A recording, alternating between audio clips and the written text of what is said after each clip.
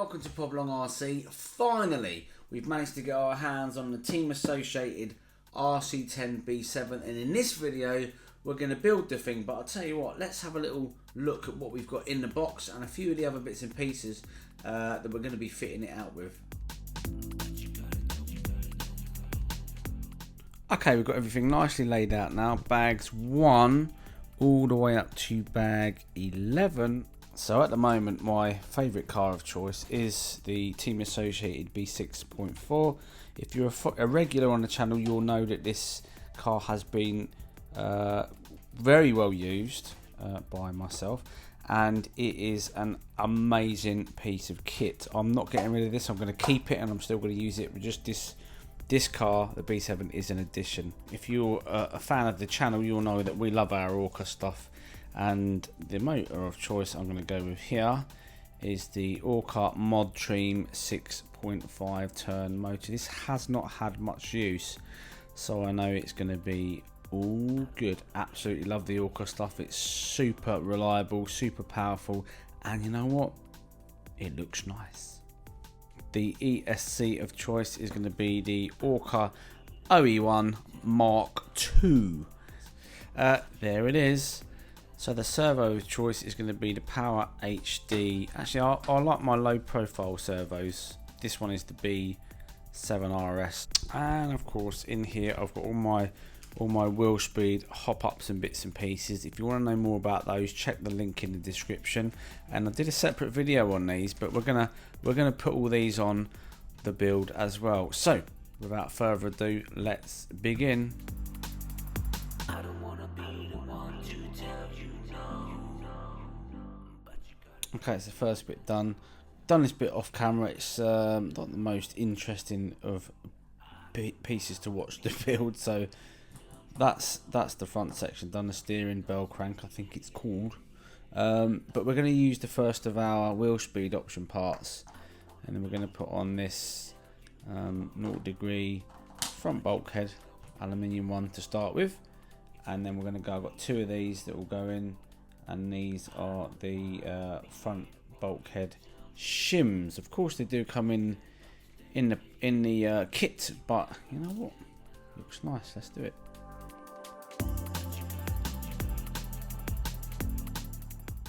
Right, just going to pause the video. These 2 ball studs here are actually facing the wrong way, so please don't build it that way. Make sure they go the other way. Apologies for that, but I made a mistake. What can I say? It's terrible, but there you go. So put them on the other way.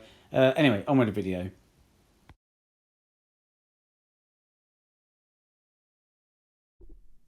So it's so nice how these bits just literally fit like a glove. They're so well made. Obviously we're going to fit the 2 shims in to make it 1 mil, and they go in like this. And anyway, you get the gist of it.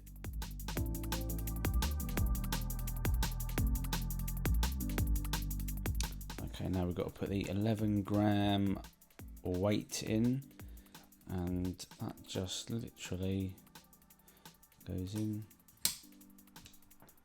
like that.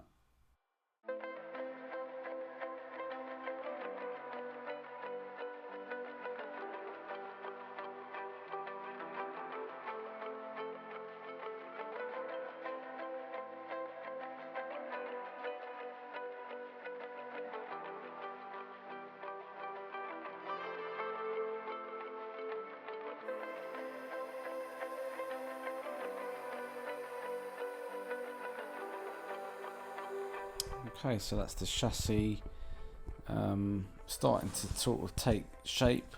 Just want to talk about the chassis for a minute. It is super nice. And so next thing, put these on suspension arms.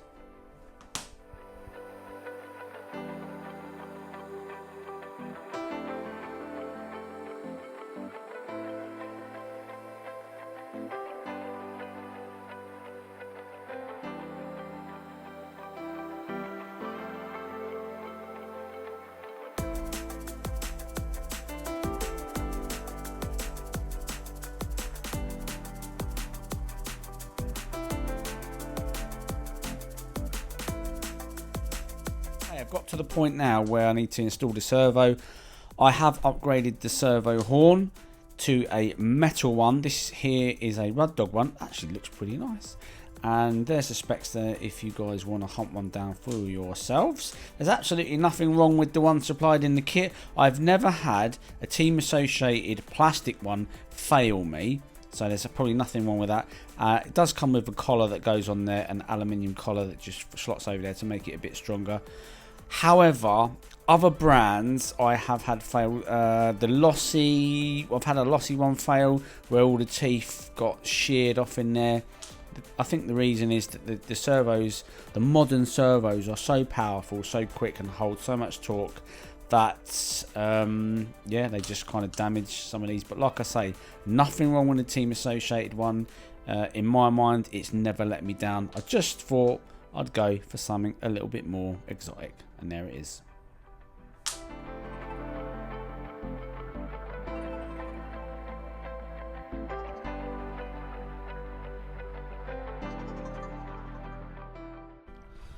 Okay, we've got the two steering blocks pretty much complete now. This is where we come to our Willspeed hop-up parts. So I'm going to replace these link mounts. These are the kit ones. Absolutely nothing wrong with them, of course. So that's 0 degrees, and these are slightly different. So we've got a plus and a -2 on those. I'm going to fit them anyway because, you know what, I actually like the look of them. But like I say, nothing wrong with the kit ones. It's just that we want this to be a little bit blingy. So we'll get those fitted now.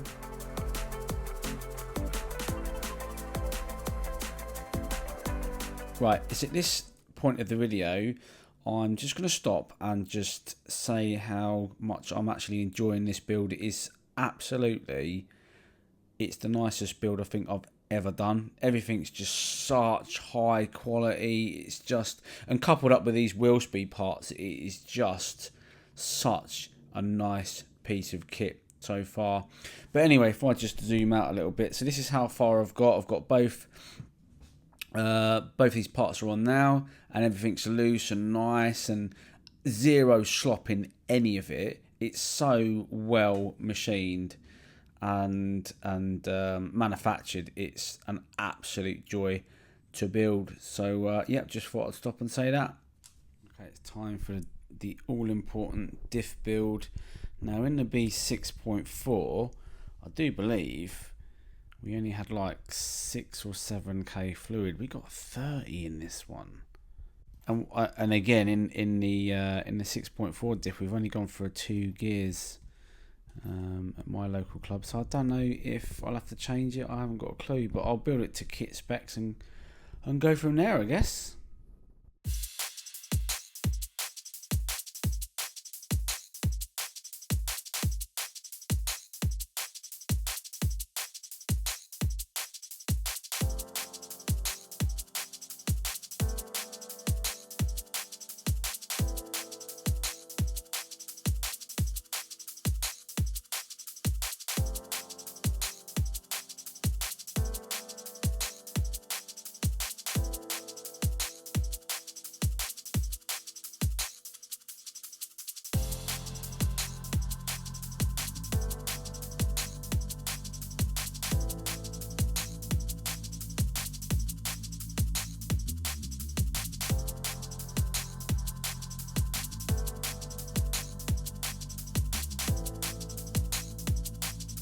Okay, so we're going to turn our attention now to the gearbox. I've got both gearbox housings and these idler gears. Now these idler gears are not the kit idler gears. If you've seen our latest video on the Willspeed products, you'll know that it's a Willspeed product, and there is your product number if you wish to buy these. The kit ones are absolutely fine. However, this is going to be a build that I am going to hop up, soup up.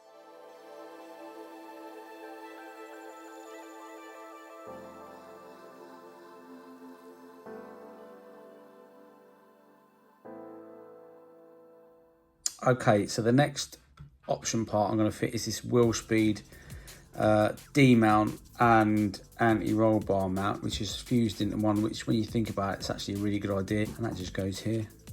So let's get that on.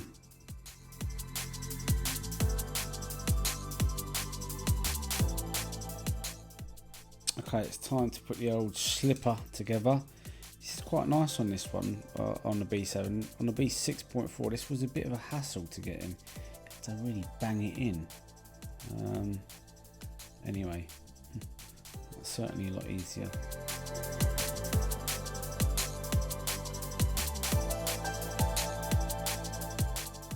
So there's the entire gearbox, and let me tell you something, it is very, very nice. Goes together, everything just fits so well together.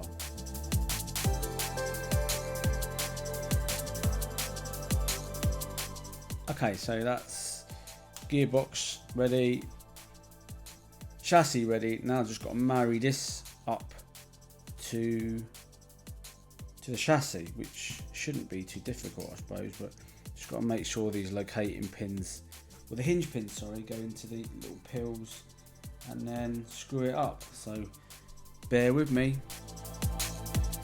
Okay, so the eagle-eyed amongst you will probably notice that I put the steering rack the wrong way. So it wasn't, but I had to change that. I didn't get it on video. So this bit where it says top was round the wrong way, but we all make mistakes, you know what I mean? We're only human, but it's round the right way now. So there you go. The gearbox is now on, free, nice, and yeah, on to the next step. Okay, it's turnbuckle time. So I'm guessing you probably don't want to see me screwing these things in, so let's do it the quick way. And there we go. So the turnbuckles are all on the car. Just got to get the shocks built now. I've actually done the front ones off camera, but I'll take you through the process of building the rear ones. Okay, so first things first, we get the shock shaft. Obviously it's the longer one because it's the rear. We get this small washer, put that on. Then we go for the 1.9mm hole piston, and we get our little tiny screw. Now what is important is, and I've learnt this over the course of my builds, is important to put a little bit of Loctite on that screw, because if that comes off halfway through a race, that is going to be super annoying, and I know that's happened to various people. So not me as yet, luckily. So we just dip a little bit down. I tend to use the medium Loctite because, you know, I might want to change these pistons at some point, and heating it up to melt it clearly isn't going to work because it's plastic. So that's on, and then we just crimp it up a little bit with our shock pliers. Always important to have shock pliers in your toolkit if you're an RCer, and then we give that a nice tight crimp, and that's that done. I'll just wipe the excess off with a tissue, and there you go, that's the first bit. Let's put an O-ring on the top and an O-ring on the bottom. Alright, and this is how we put the thing together. So I normally push it down into the shock body, and the first thing that we need is one of these little top hat jobbies, and that goes this way up.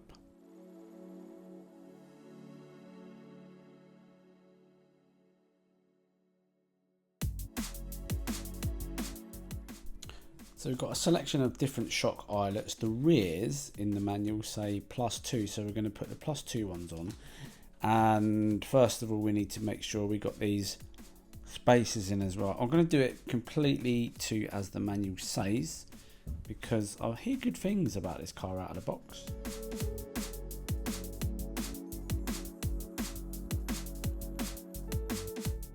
Right, okay, so that is now on. The distance between here and here is 27.5mm, which is bang on. But I need to show you this little tool, right? This is let me just ease you out a bit. Right, so this is a Corrali tool, and it comes in a kit with loads of stuff on that. But check this out. I've always wondered what this was, right? So this is like a pivot ball kind of entry device, if you like. So that goes in there like that, right? And then you get this shock like so, and you basically go 3, 2, 1, bosh. How cool and easy is that? And obviously because it's made out of plastic, but strong plastic, it's all good. There you go.